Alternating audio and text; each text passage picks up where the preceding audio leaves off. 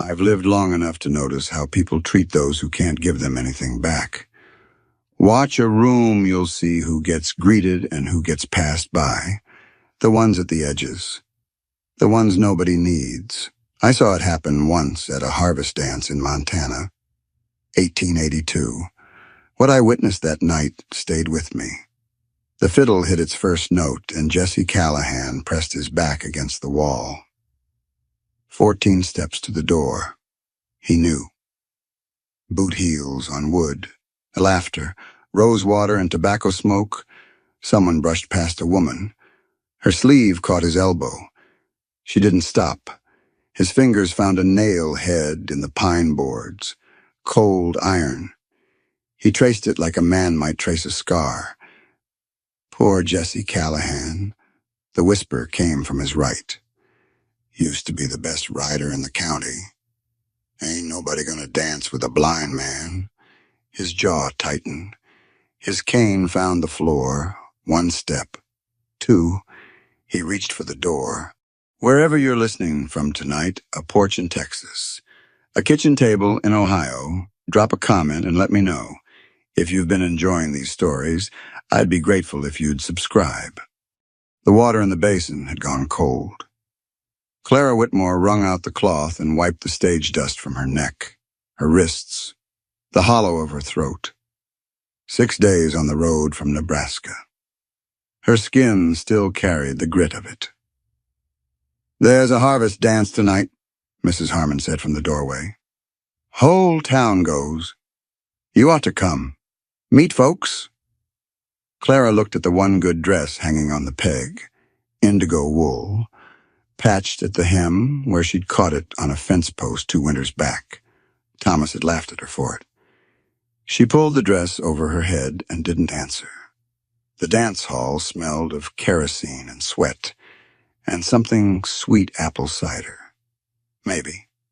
Or the last of the summer peaches. Clara stood near the door while Mrs. Harmon pointed out names. The mayor's wife, the blacksmith, the widow Turner, who'd buried 3 husbands and was said to be looking for a 4th. And that one there, Mrs. Harmon's voice dropped. Jesse Callahan lost his sight 2 years back. Lightning spooked his horse. Fell on rocks. Tragic, really. Used to be the best rider in the county. Clara followed her gaze. A man stood alone by the far wall. Tall. Shoulders like he'd carried weight his whole life. One hand gripped a cane. The other pressed flat against the pine boards behind him. He turned toward the door, started walking. Something in the set of his jaw, the way he moved, careful, measured, like a man crossing a frozen river and listening for cracks. Clara's feet were moving before she decided to move them.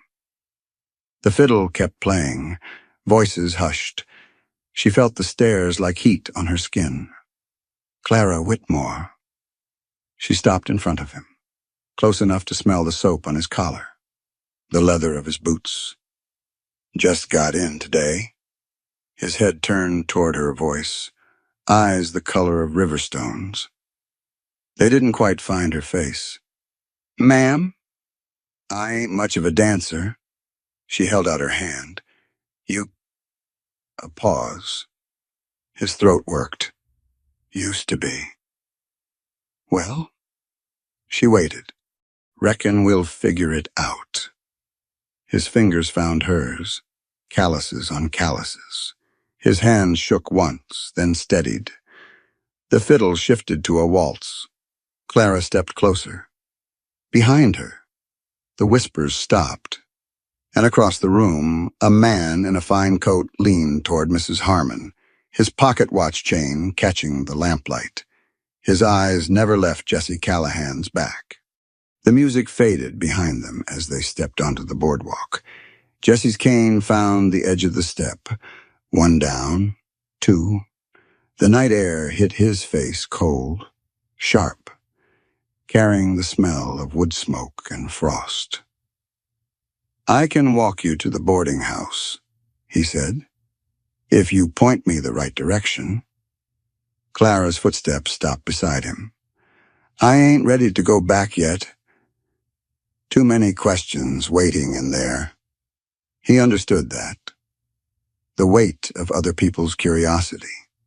Their pity dressed up as concern. There's a bench, he said. Mercantile porch, 50 yards up. They walked. His cane tapped the boards. Her boots made a softer sound. Worn heels, he guessed. The kind of shoes that had seen hard use. When they reached the porch, his hand found the railing. Frost on the wood, thin as paper. Here. Clara's voice came from his left, the creak of a rocking chair settling under weight. He found the second chair by feel and lowered himself into it. The cold seeped through his coat.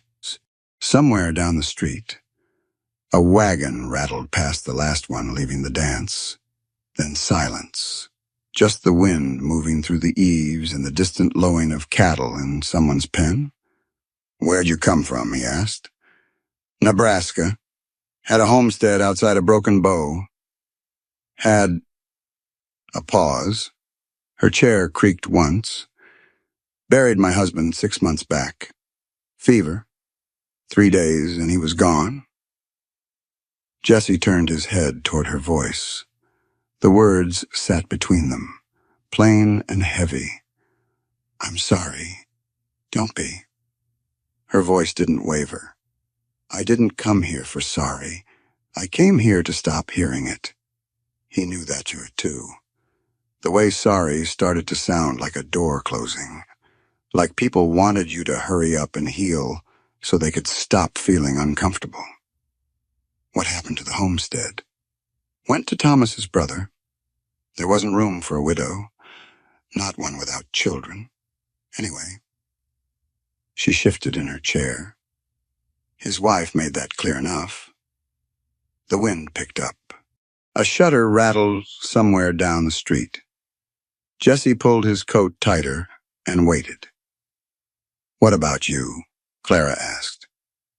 Mrs. Harmon told me about the accident, but she didn't tell me much else. Jesse's finger found the head of his cane.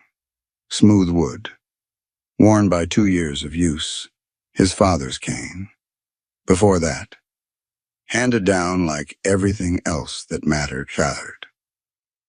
Horse threw me, lightning storm, 2 summers back. Hit my head on a rock when I fell. He kept his voice flat. Facts. Nothing more. Woke up 3 days later and everything was black. Doctor said the swelling might go down. It didn't. Clara didn't say sorry. She didn't say anything for a long moment. What do you miss? The question caught him. Most people asked what he could still do, what he needed help with, how he managed. Nobody asked what he missed. Sunrises. The word came out before he could stop it. The way light comes over the mountains. Pink first, then gold. The way it hits the snow on the peaks. Silence. The chair beside him creaked. I could tell you, Clara said, what they look like, if you wanted. His throat tightened. He didn't trust his voice, so he nodded. The stars are out now, she said, thick as spilled salt, and there's frost on the railing. You can see it shining where the lamplight catches it from the window behind us. He listened. Her voice was low, steady, not trying to pretty anything up. Just telling him what was there. The mountains are just shapes right now, dark against darker. But you can see where the snow line starts. It's like someone drew a white line across the ridges. Jesse leaned back in his chair. The cold didn't bother him as much now. You've got a good eye, he said. I've got 2 of them. Figured I might as well use them. He almost laughed. The sound caught in his chest like something long unused. They sat without talking for a while. The wind settled. Somewhere, a dog barked twice and went quiet. Jessie listened to Clara's breathing, slow and even, like someone who'd learned to keep still when the world got too loud. "You said you needed to stop hearing sorry," he said finally. "What did you come here to find instead?" Her chair stopped rocking. "I don't know yet. Something different. Somewhere nobody knows my name or my story." A pause. "Somewhere I can figure out what comes next without everybody watching to see if I fall apart." Jesse nodded. He understood that better than he could say. "It's cold," Clara said. "I ought to get back." He stood. Old habit made him offer his arm the way his father had taught him, the way a gentleman did. Then he remembered. His hand dropped. "I ain't got good eyes in the dah, neither," Clara said. Her fingers found his elbow. "You mind?" He didn't answer, just started walking. The boardwalk stretched ahead of them. His cane found the rhythm. Her boots kept pace beside him. At the corner, she guided him left with a slight pressure on his arm. "2 steps down here," she said. He took them. Didn't stumble. "You know your way around pretty well," she said. "For a man who can't see. I've had 2 years to learn the town by feel. What about your place? Mrs. Harmon said you've got a ranch. 5 miles out?" Jesse's jaw tightened. "I've got a land. Whether it's still a ranch is another question." They walked in silence. The boarding house came up faster than he expected, the smell of wood smoke and cooking grease, the creak of a screen door in the wind. "This is it," Clara said. She let go of his arm. Jesse stood on the bottom step. His cane found the railing. "Thank you," Clara said. "For the dance and the rest." "You're the one who crossed that floor, not me." "I reckon we both took a chance." He heard her boots on the steps. 1, 2, 3. The screen door opened. "Miss Whitmore." She stopped. "That's sunrise," he said. "The offer still stand." A pause. "Then I'm up early. You tell me where to find you, and I'll be there." The door closed behind her. Jesse stood in the dark, the cold seeping into his bones, and tried to remember the last time someone had offered him anything that wasn't pity. The walk back to the livery where he'd left his horse took longer than usual. His mind kept circling back to her voice, the way she described the stars, the way she didn't flinch when he told her about the accident. He was halfway to the stable when he heard footsteps behind him. Heavy boots. A man's stride. "Callahan?" He stopped. The voice belonged to Gideon. He'd know that honeyed tone anywhere. "Word travels fast," Gideon said, stepping closer. "The whole town's talking about you and that widow. You might want to be careful there, Jesse. A blind man's got enough troubles without adding a woman to the list." Jesse's hand tightened on his cane. "What do you want?" "Gideon, just being neighborly." The smile was audible. "But since you ask, I've been meaning to talk to you about that land of yours. Winter's coming. Man in your condition ought to think about his options." The footsteps retreated. A door opened and closed somewhere down the street. Jesse stood alone in the dark, Gideon's words hanging in the air like the first cold breath of a coming storm. The livery horse was a bay mare with a crooked blaze and a habit of pulling left. Clara kept a steady hand on the reins as the road wound out of town, past the church with its whitewashed steeple, past the cemetery on the hill, Past the last cluster of houses where smoke rose thin and gray against the morning sky. 5 miles. Mrs. Harmon had given her directions over breakfast, her voice carrying that particular mix of curiosity and disapproval. I don't know what you're thinking. Going out there alone, a young widow, visiting a bachelor. People will talk.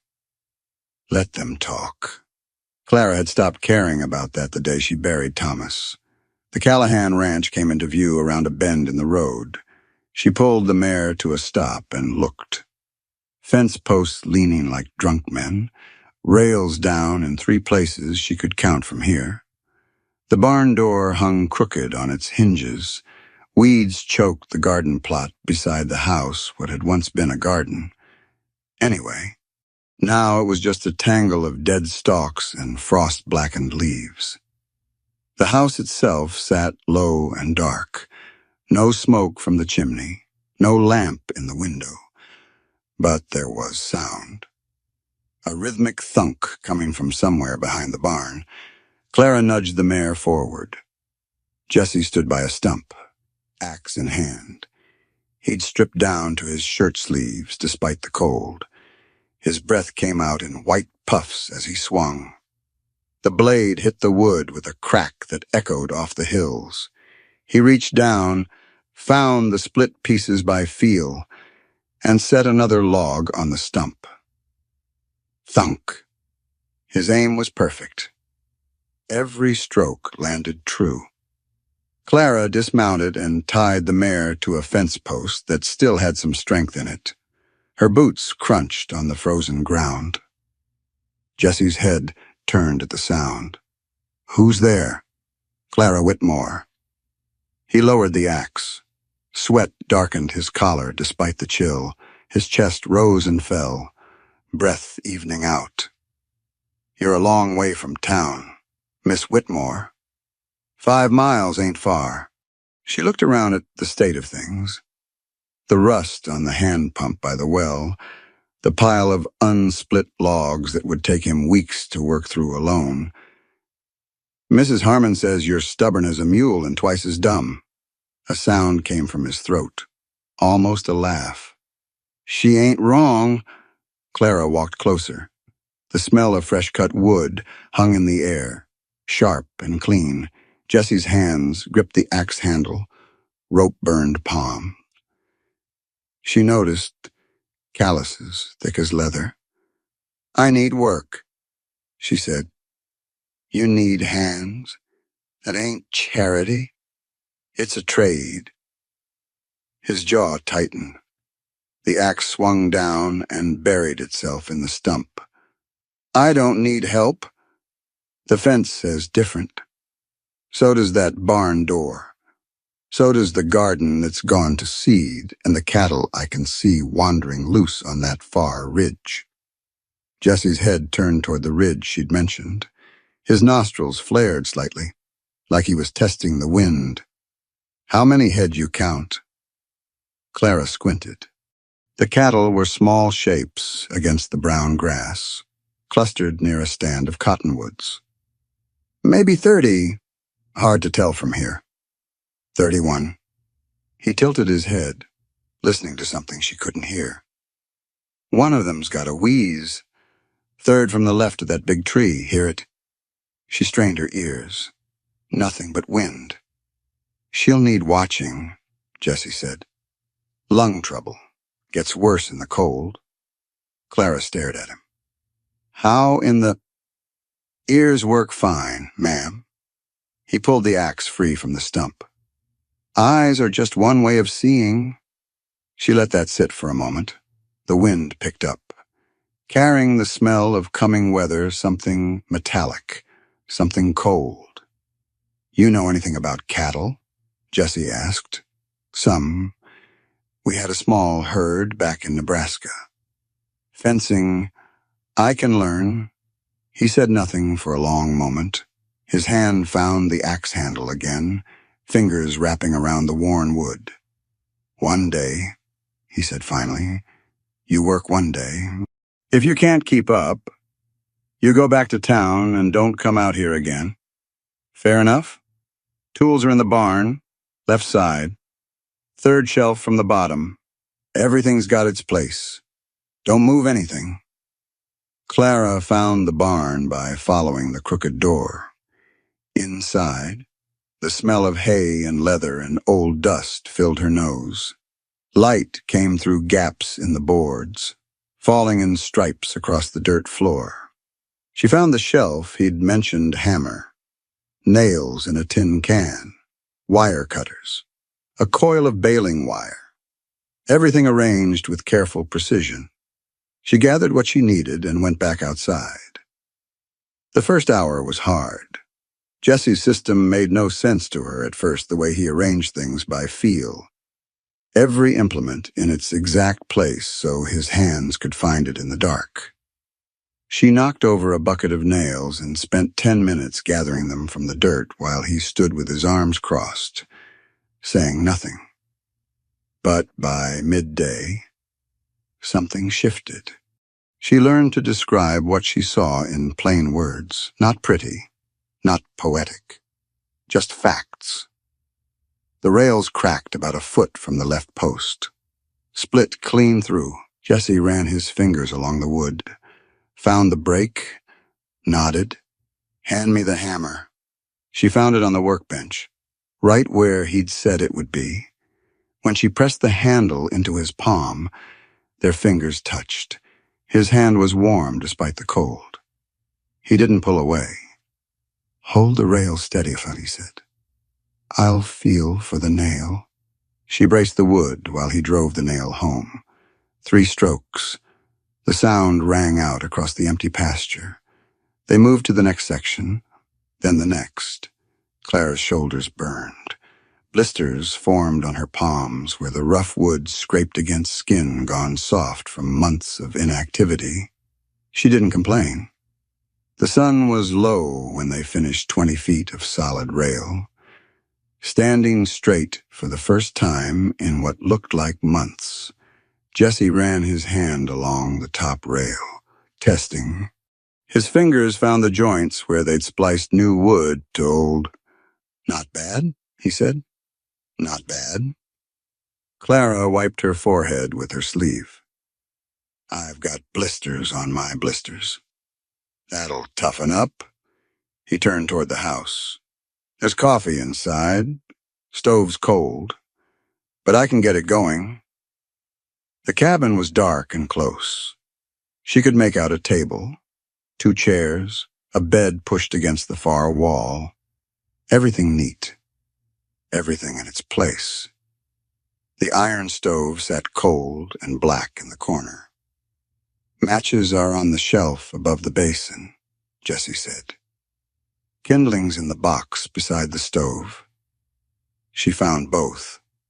The match flared bright in the darkness, and for a moment she could see his face clearly, the lines around his eyes, the set of his mouth.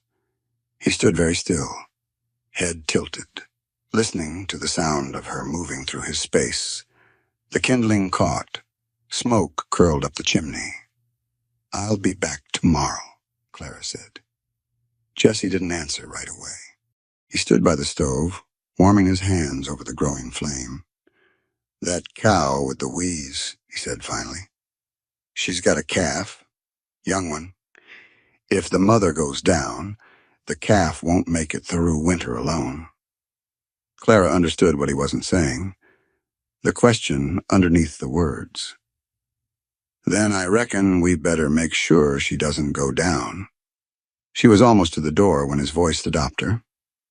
"Miss Whitmore, that man at the dance, the one in the fine coat, he say anything to you?"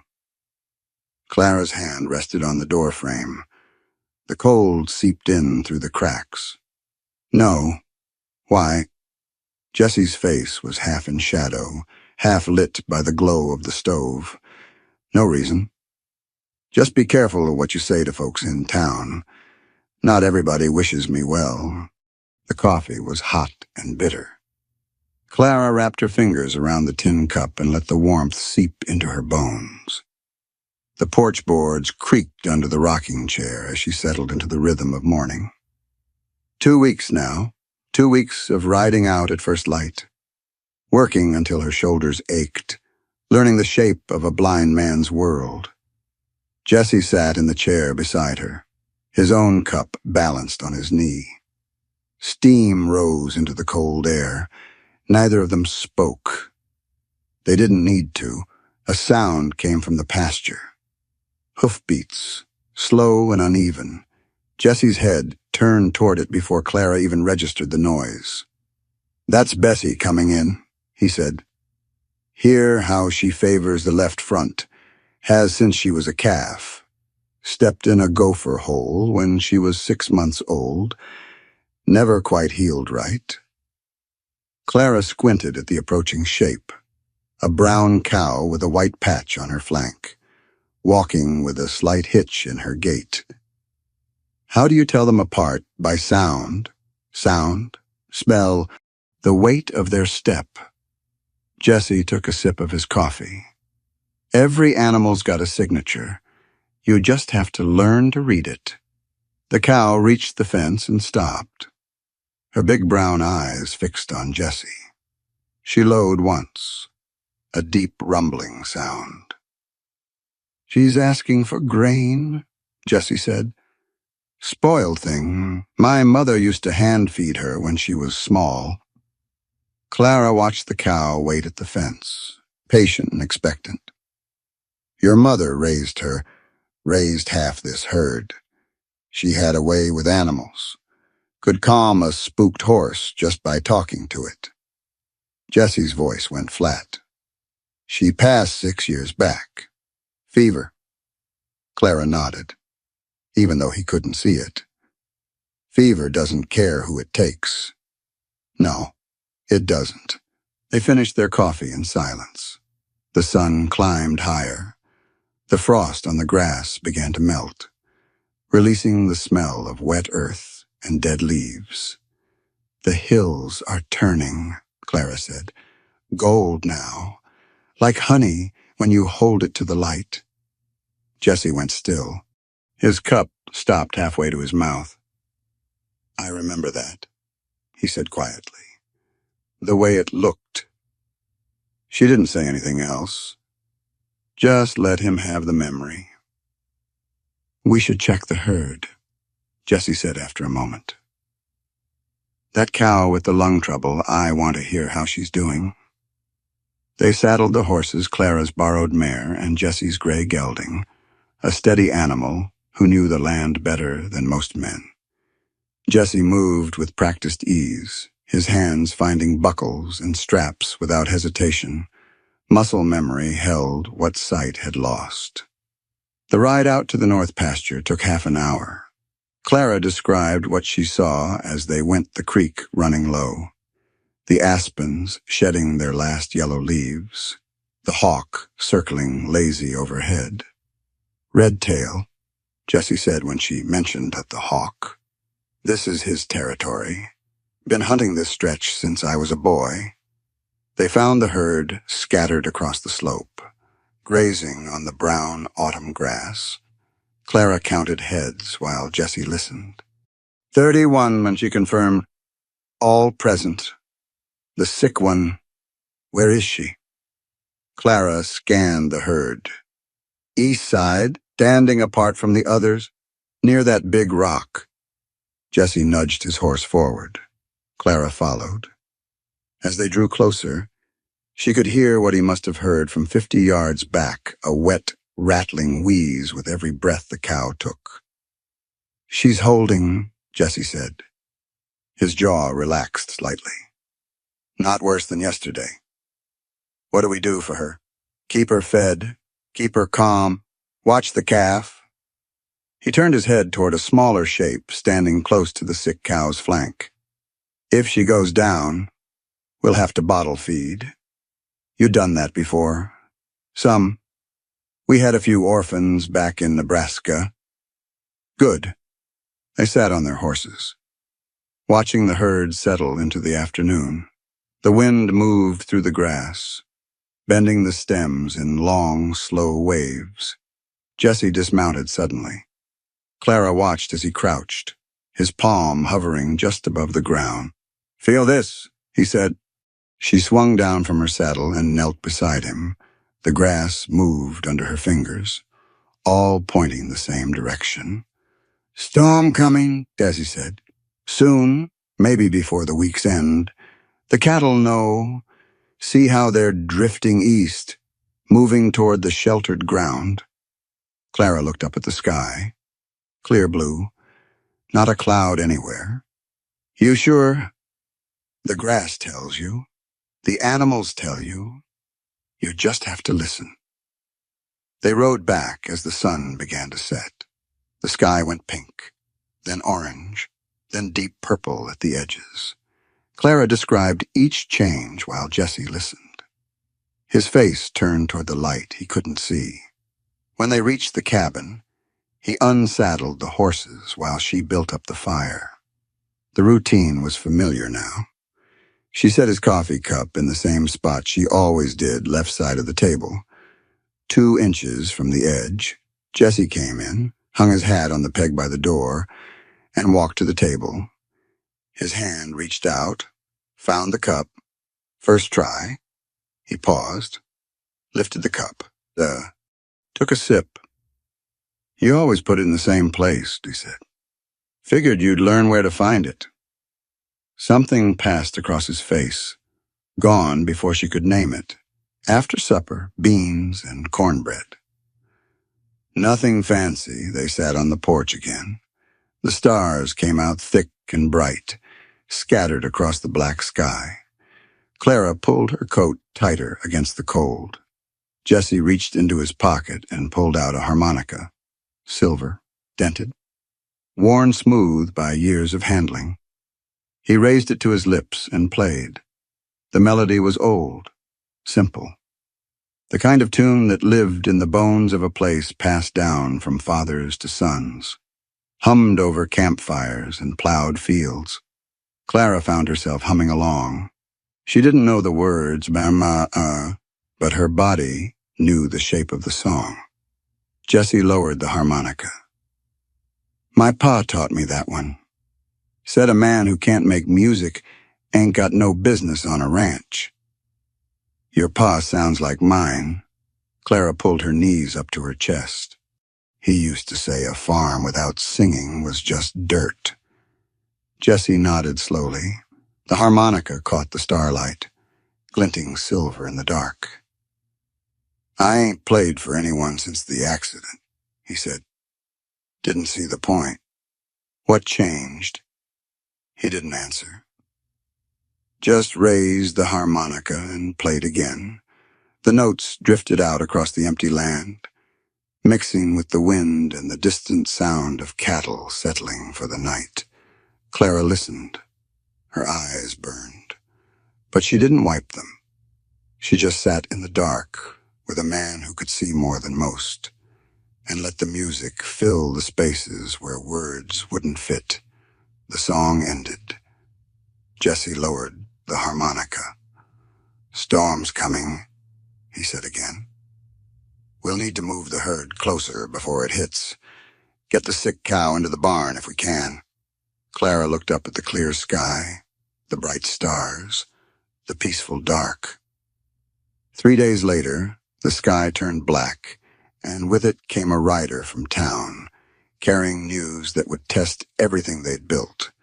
The general store smelled of pickles and kerosene and the sharp tang of tobacco from the barrel by the counter. Clara set her basket on the worn wood and waited while Mr. Pemberton weighed out the flour. Behind her, the bell over the door jingled.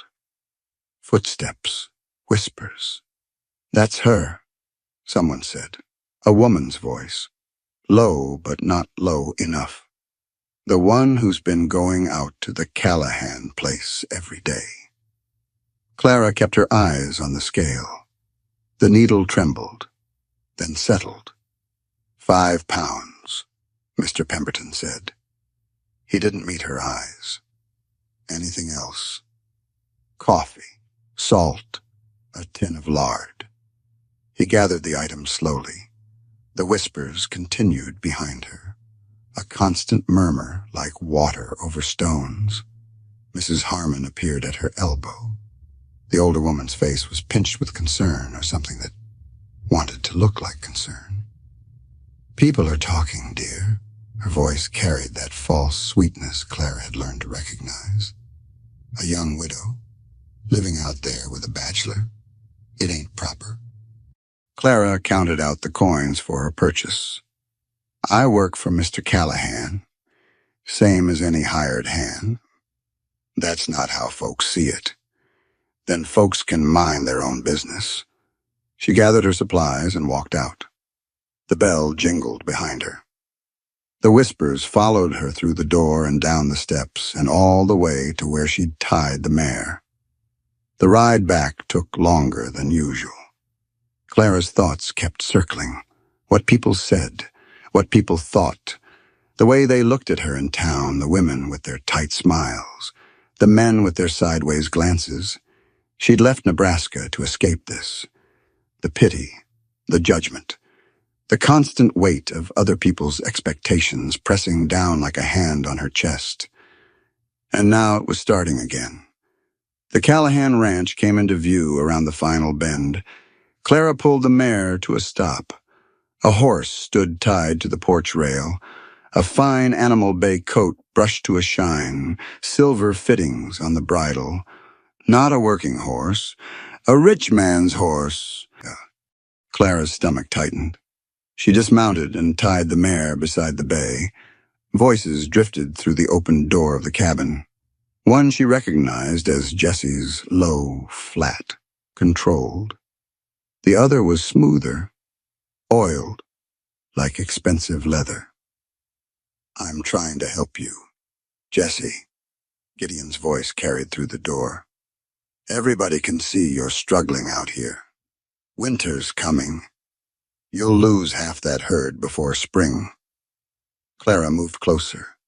Through the gap in the door, she could see Gideon standing by the cold stove, his fine coat unbuttoned, his hat in his hands. Jessie sat at the table, his back rigid, his knuckles white where they gripped his cane. "Sell to me now," Gideon continued. "Fair price. Quick sale. Move to town where folks can look after you." Jessie's jaw worked. "Get off my land, Gideon? Now, Jessie." "I said get off." Gideon sighed. The sound was theatrical, practiced. "I'm just being neighborly, trying to spare you the humiliation of losing everything piece by piece. But if you want to be stubborn about it," he shrugged. "Winter doesn't care about pride." He walked toward the door.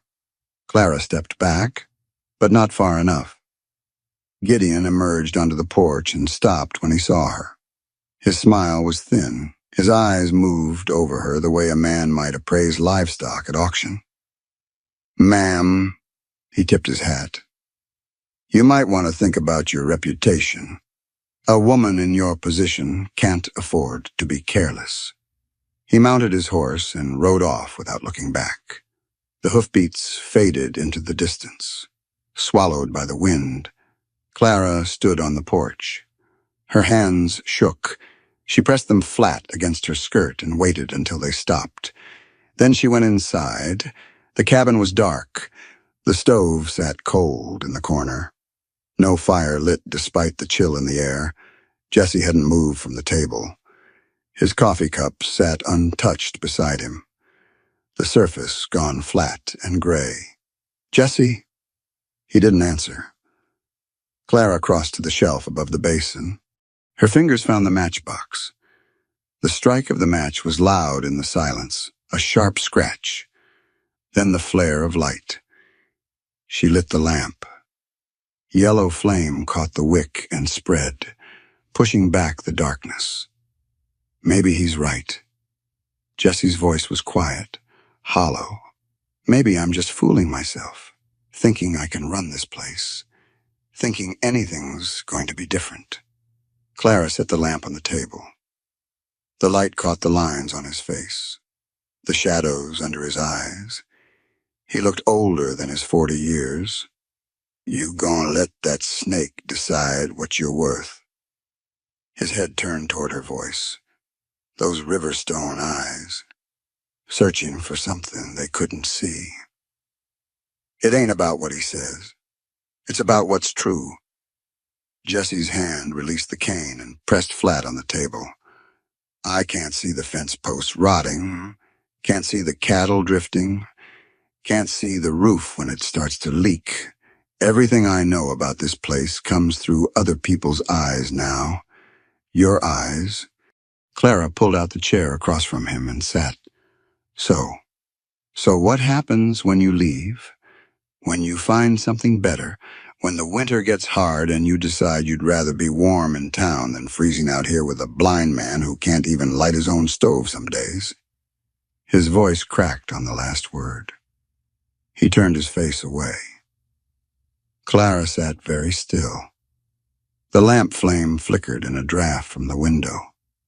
Outside, the wind was picking up that same wind that had bent the grass days ago.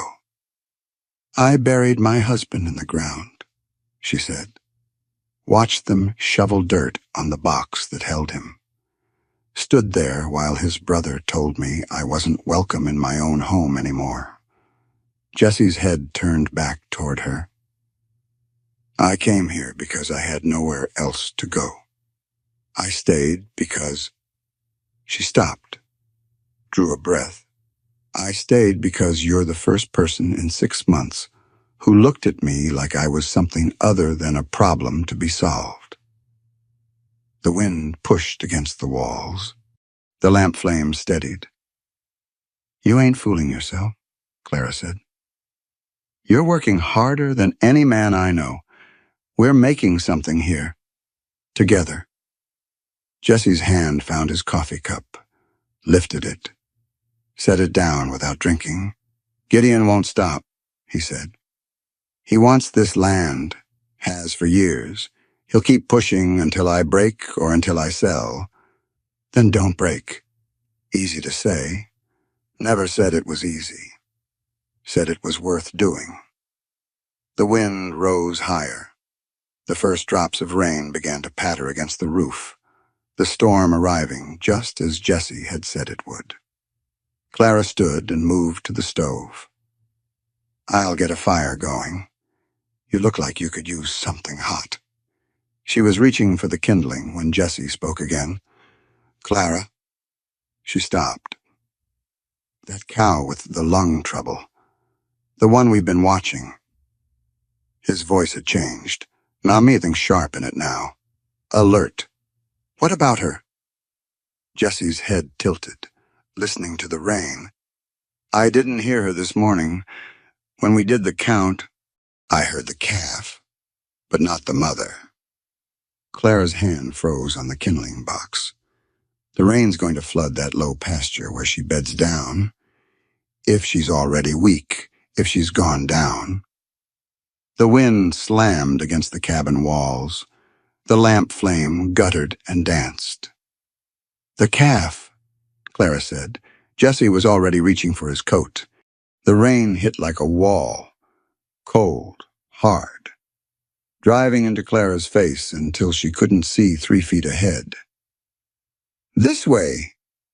Jesse's voice cut through the roar. He moved ahead of her. His cane abandoned somewhere back at the barn, both hands reaching out to feel the fence line. They found the sick cow first, down in the mud of the low pasture, her sides heaving, breath rattling wet in her chest. The calf stood beside her, bawling a thin, terrified sound, and that the wind tore away almost before it reached Clara's ears. But that wasn't the worst of it. The fence was down. The section they'd mended together 3 weeks ago, rails scattered in the mud like broken bones. And beyond, in the darkness and the rain, the rest of the herd had scattered across the open range. How many got through? Jesse shouted. Clara strained to see. Shapes moved in the darkness, cattle running blind. spooked by the storm. 10, maybe 12. I can't tell. Jesse turned toward the sound of hooves, his head tilted, listening through the rain. They're heading for the creek. If they reach the bank, they'll bunch up. We can drive them back. They ran. The mud sucked at Clara's boots with every step. She stumbled, caught herself, kept going, ahead of her. Jesse moved with a sureness that seemed impossible, navigating by sound, by feel, by some instinct she couldn't name. The creek came up fast, swollen with rain, brown water churning over rocks that had been dry yesterday. The cattle milled at the edge, lowing and jostling, too frightened to cross, but too panicked to hold down still. "Get around behind them," Jesse yelled. "Push them toward the gate." Clara circled wide, her lungs burned and her legs burned. The rain plastered her hair to her face and ran down her collar and soaked through every layer she wore. She waved her arms, shouted. The cattle startled and began to move slowly at first, then faster. Jesse stood at the far side, clapping his hands, creating a wall of sound to funnel them back toward the broken fence. One cow broke left. Clara lunged to cut her off. Her boot caught a root hidden in the mud. She went down hard. The mud was cold, thick. It closed over her hands and knees, sucking at her clothes as she tried to push herself up. The cow ran past, spraying more mud across her face. She wiped her eyes, spat, kept moving. They worked through the darkness, one cow at a time, one stubborn, panicked animal after another. The rain never let up. Clara's voice went hoarse from shouting. Her hands turned numb. The cold seeped into her bones until she couldn't feel where her body ended and the storm began. The last cow went through the gate. Jesse wired it shut, his fingers working by feel, twisting the wire tight around the post. Then he stopped. His shoulders dropped. His head bowed. Rain ran down his face and dripped from his chin. "The fence," he said. His voice was flat, empty. "The section that I should have checked it. I knew the posts were weak on that side. I should have, yeah. It wasn't your fault." He turned toward her, and even in the darkness she could see the set of his jaw. "You did what I told you. I'm the one who should have known better. Should have felt the rot in the wood. Should have, Jesse, and this ain't gonna work." The words came out ragged, torn. "I'm holding you back, dragging you down into my mess, and you should go. Find a real life somewhere. Stop wasting your time on a blind man who can't even—" His boot slipped on the wet ground.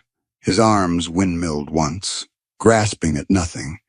He went down, not to stumble, a full fall, face first into the black mud of the pasture. Clara watched Jesse Callahan, the man who taught her to read the land by sound and feel. The man who could count cattle by their breathing and predict storms by the bend of grass, push himself up onto his hands and knees in the muck. Mud covered his face, his chest, his hands. It dripped from his chin and clung to his hair. He looked like something the earth had tried to swallow and spit back out. He didn't get up. His fingers curled into the mud. His shoulders shook, whether from cold or something else. Clara couldn't tell. "Look at me," he said. His voice was barely audible over the rain.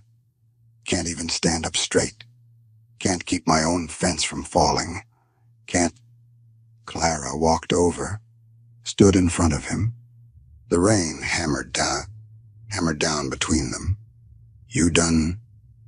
He didn't answer. "Because I ain't leaving. You can push me away all you want. You can tell me I'm wasting my time.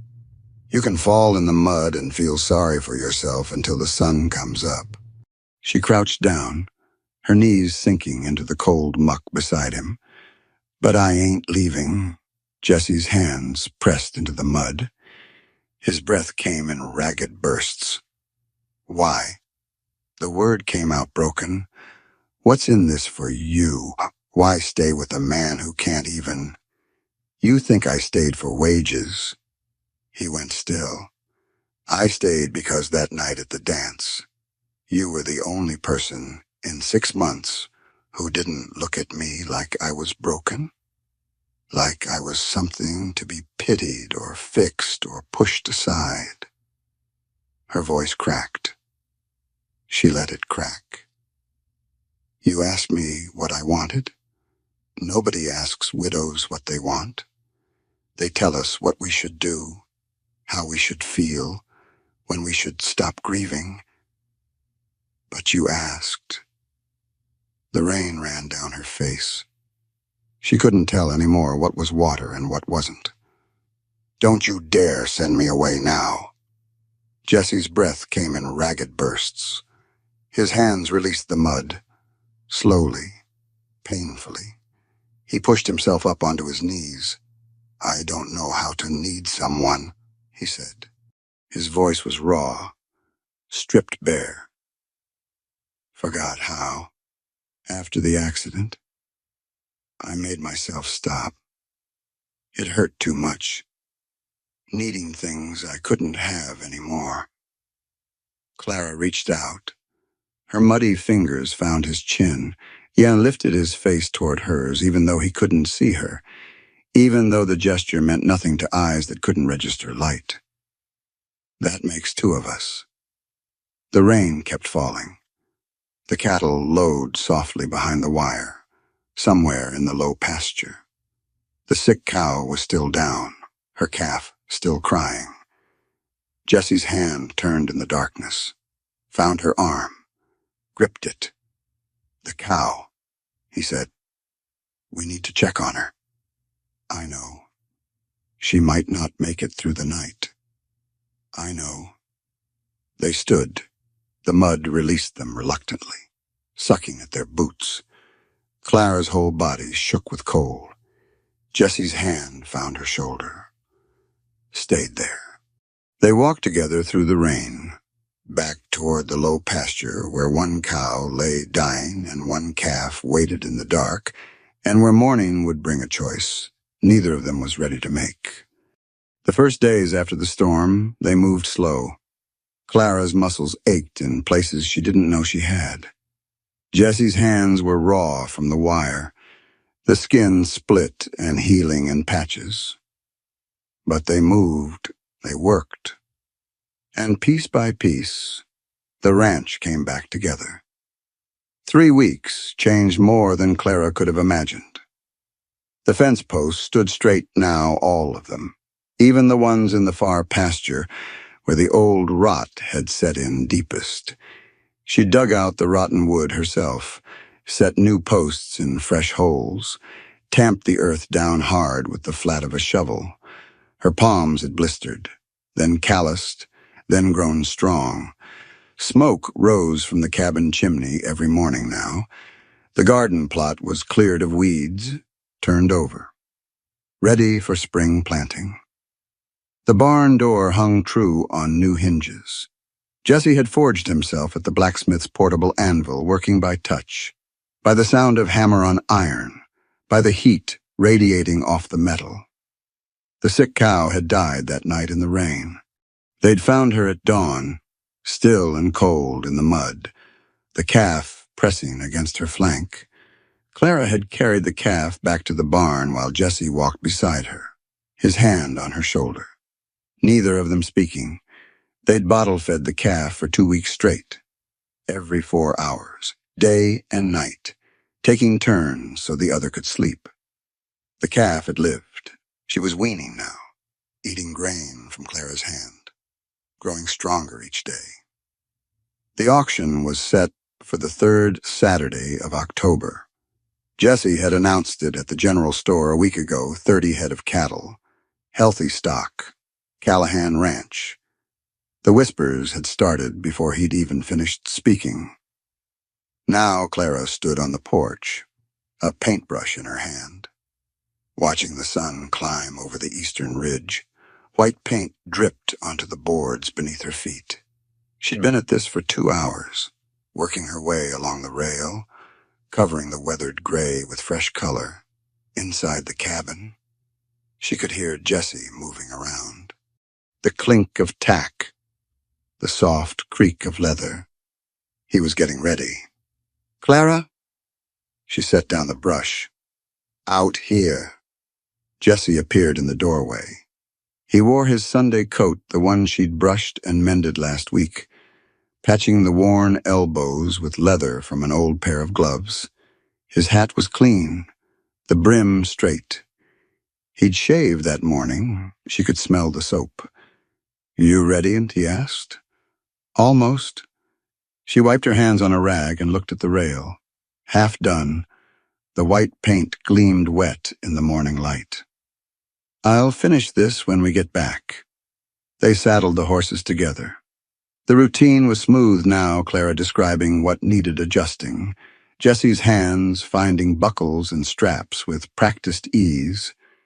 When they mounted, Jesse's gray gelding turned his head toward Clara's mare, and the mare nickered softly in response. The ride to town took an hour. Clara described what she saw as they went the aspens bare now. The mountains wearing their first dusting of snow, the smoke rising from distant chimneys where families were settling in for the cold months ahead. Jesse listened, his face turned toward each thing she mentioned. "What color's your dress?" he asked. Clara looked down at the calico she'd bought with her first wages. "Blue, dark blue, with little white flowers." "Sounds nice." "It'll do." The auction yard was already crowded when they arrived. Ranchers from 3 counties had come in for the salemen in worn coats and dusty hats, women in calico and wool, children running between the pens where cattle lowed and horses stamped. Clara tied the horses to the rail. Jesse dismounted on his own, his boots finding the ground without hesitation. His cane tapped the packed earth as he oriented himself. People stared. Clara felt their eyes like heat on her skin. The whispers started immediately, that same murmur she'd heard in the general store, in the boarding house, on the streets of town. "That's him. The blind one. And her.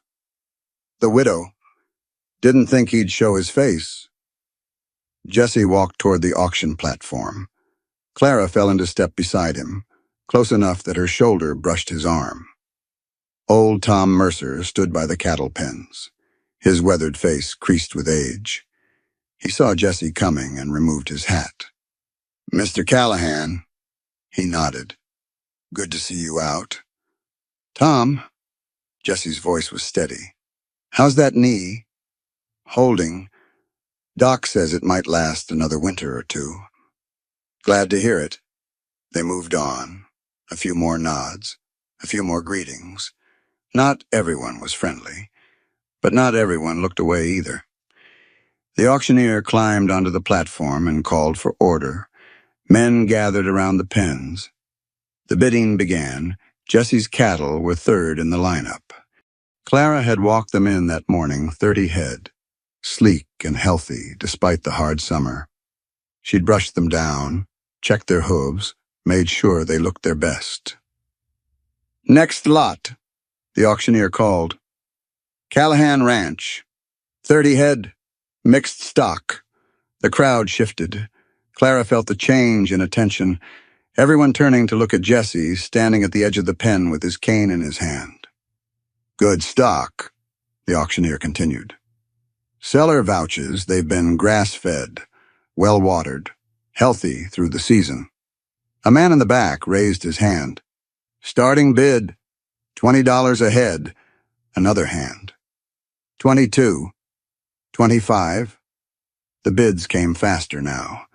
Clara watched the faces of the buyers' ranchers who knew cattle, who could see the quality of what Jessie had raised. The numbers climbed. $30, 32, 35 ahead. Final offer. The hammer came down. Jessie's cattle sold for $35 a head, top price of the day. Clara's hand found Jessie's arm. She squeezed once. He didn't smile, but something eased in the set of his shoulders. They collected the payment at the clerk's table. Silver coins, counted out and wrapped in cloth. Clara tucked the bundle into the inside pocket of her coat. "Mr. Callahan?" The voice came from behind them. Clara turned. Gideon stood there, his fine coat unbuttoned despite the cold, his hat pushed back on his head. His face was unreadable. "Didn't think you had it in you," Gideon said. Jessie's head turned toward the voice. "Lot of things you didn't think." "Gideon." A silence stretched between them. Gideon's jaw tightened. His eyes moved from Jessie to Clara, and back again. "Winter's still coming," he said finally. "One good sale doesn't change that." "No," Jessie said. "It doesn't. But it's a start." Gideon said nothing. He stood there a moment longer, his expression shifting through something Clara couldn't quite read. Then he turned and walked away, disappearing into the crowd without another word. Clara watched him go. Her hand was still on Jessie's arm. "What was that about?" she asked. Jessie shook his head slowly. "I don't know, but it wasn't what I expected." They walked back to where they'd tied the horses. People watched them pass, the same people who had whispered and stared. Clara met their eyes. She didn't look away. Mrs. Harmon stood near the general store, her shawl pulled tight against the wind. Her mouth was pressed into a thin line. For once, she said nothing.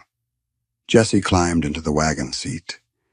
His hands found the reins without help, fingers settling into the familiar grooves worn by years of use. Clara climbed up beside him, close enough that their shoulders touched. "Home?" she asked. Jessie turned his face toward the road.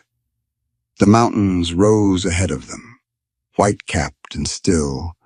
The sky stretched endless and blue. "Home," he said. He flicked the reins. The wagon rolled forward, carrying them away from town, toward the ranch they'd saved together. Behind them, the auction continued. Cattle load, money changed hands. Life went on, and in the pocket of Clara's coat, wrapped in cloth, lay the silver that would carry them through winter earned fare, paid in full, owed to no one. The road home stretched long ahead of them. Clara leaned against Jessie's shoulder. He didn't move away. Somewhere behind them, the calf they'd saved was waiting in the barn. The porch rail was half-painted. The stove needed wood. There was work still to be done. There would always be work. But for now, there was just this two people on a wagon, the creak of wheels on packed dirt, and the quiet certainty that whatever came next, they wouldn't face it alone. The dishes sat drying on the rack beside the basin. Clara wiped her hands on the cloth and looked out the window at the fading light. The sky had gone from blue to gold to something deeper, the color of old copper, or the skin of a ripe peach. Jessie was already on the porch. She could hear the creak of the rocking chair, the soft tap of his boot against the boards. No harmonica yet, just the quiet. She hung the cloth on its hook and stepped outside. The cold hit her face first, that clean autumn cold that promised frost by morning. She pulled the quilt from the back of her chair and wrapped it around her shoulders before sitting down. Jessie's chair creaked beside her. His hands rested on his knees, empty for once. The harmonica sat on the rail beside him, catching the last of the light. "Supper was good," he said. "Beans and cornbread ain't hard to get right. Still, it was good." They sat without speaking. The wind moved through the grass in the pasture, making a sound like whispered secrets. Somewhere in the distance, a coyote called one long note. Then silence. Clara watched the sun sink lower. The hills were changing color now, shifting from gold to something darker. Purple, maybe, or the deep red of dried blood. "Sun's going down," she said. "Hills are turning purple. There's a hawk circling over the east meadow." Jesse turned his face toward the meadow. His eyes didn't find the hawk, but something in his posture shifted, like he could feel the bird's shadow passing over the land. "Redtail." "I think so. Hard to tell from here." "It's him. He always hunts this time of day." The hawk made one more lazy circle, then dropped below the ridgeline and disappeared. Clara watched the space where it had been. "The mountains are getting their snow," she said. "More than last week. The peaks are all white now." Jesse nodded. "Winter's coming on fast this year. We'll need to bring the rest of the herd closer before the first real cold." "I know." The wind picked up. Clara pulled the quilt tighter around her shoulders. The fabric smelled of cedar, and something older, the faint ghost of lavender. Maybe, from whoever had stored it years ago. "You ever think about going back?" Jesse asked. "Nebraska." Clara's hand stilled on the quilt. "Nothing there for me. Family. Thomas's family, not mine." She paused. "My folks passed before we married. It's just me now." Jesse's chair stopped rocking. "That's a hard thing." "It is what it is." The silence stretched out between them, not uncomfortable, just full, the kind of silence that didn't need filling. "There's something here." Then Jesse asked, finally, "Something worth staying for?" Clara looked at the cabin behind them, the white paint on the porch rail, half finished, the smoke rising from the chimney, the lamp glowing warm through the window. "Reckon there might be—" Jesse reached for the harmonica. His fingers found it by feel, wrapping around the cool metal. He raised it to his lips and played. The melody was the same one he'd played that first night, the one his father had taught him, the one that seemed to live in the bones of this place. But it sounded different now, slower, softer, like a question instead of a statement. Clara leaned back in her chair. The music washed over her, mixing with the wind and the distant sounds of cattle settling for the night. She closed her eyes. When she opened them again, the stars were coming out, thick and bright against the darkening sky, scattered like salt on a black cloth. "Stars are out," she said. Jessie lowered the harmonica. "Which ones?" Clara tilted her head back. "All of them. Feels like the Big Dipper's over the North Ridge. And there's that bright one, the one that's always first to show. Venus. That's the one." Jesse set the harmonica on his knee. His face turned toward the sky, toward the light he couldn't see. "My mother used to name them for me," he said. "When I was small, we'd sit on this porch and she'd point them out, one by one. Said the stars were like old friends, always there, even when you couldn't see them." Clara watched his face in the fading light, the lines around his eyes, the set of his jaw, the way his hands rested easy on his knees. "She sounds like a good woman." "She was?" The coyote called again, closer this time. Another voice answered from somewhere across the valley. "Clara?" Jesse's hand left his knee, moved through the dark air between them, found the arm of her chair, traveled up to her shoulder, stopped.